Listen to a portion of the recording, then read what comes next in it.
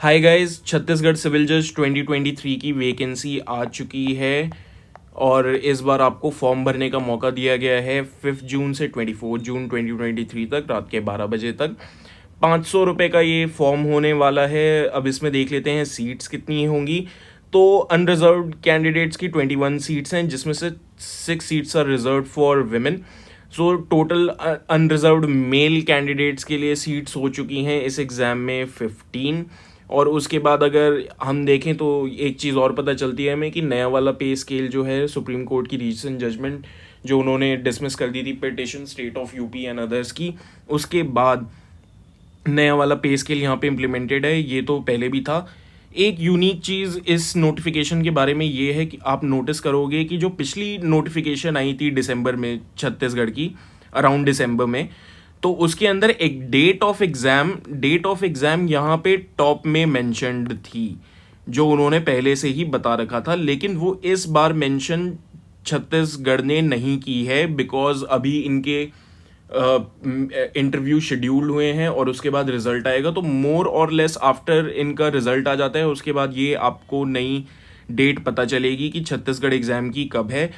तो जो लोग बिहार जुडिशरी से होप लूज़ कर चुके हैं या जीएस की वजह से अब उनका मन नहीं है पेपर देने का, और या फिर वो लोग डाउटफुल हैं कि उनका सिलेक्शन होने वाला है या नहीं होने वाला है, तो उनके लिए एक गुड न्यूज़ के तौर पर ये एग्ज़ाम आया है बिकॉज ऑफ इट्स सिलेबस, क्योंकि इसके अंदर आपका जीएस नहीं आ रहा है।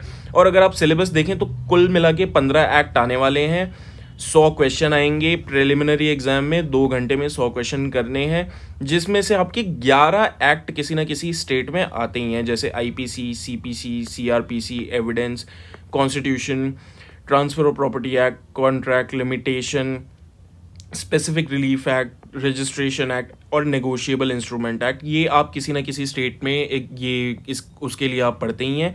और साथ ही साथ जो 4 यूनिक एक्ट्स हैं छत्तीसगढ़ के लिए, वो हैं Chhattisgarh rent control, court fees act, Chhattisgarh land revenue code और छत्तीसगढ़ एक्साइज एक्ट। उसी के साथ अगर हम मेंस देख लें, इनका तो सिर्फ एक पेपर होगा। यस गाइस, सिर्फ एक पेपर होगा 3 घंटे का 100 नंबर का, जिसके अंदर पहली सिविल जजमेंट आएगी आपकी 40 नंबर की, क्रिमिनल जजमेंट आएगी आपकी 40 मार्क्स की, English to Hindi, Hindi to English 10-10 marks का 100 नंबर का ये टोटल पेपर होने वाला है।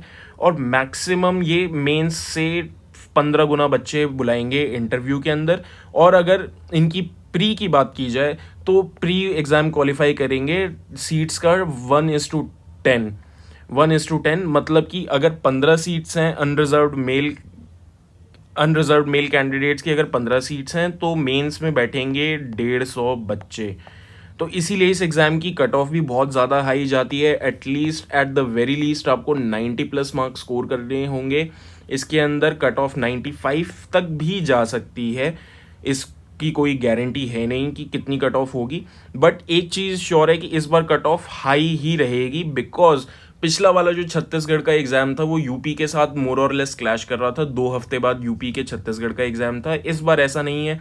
बहुत से बच्चे जिनका यूपी में उन यूपी के बच्चों का मेंस ख़त्म हो चुका है। उसके बाद बिहार के बच्चे जो लोग ऑलरेडी डिजेक्टेड हैं, मैं उनको सजेस्ट करूँगा कि वो इस एग्ज़ाम की तरफ जाएं और देखें कि whether they can clear it और नॉट, क्योंकि सिलेबस बहुत कम है अगर आप देखें बिहार से इसका। So all the best guys, see you in the next video. Thank you.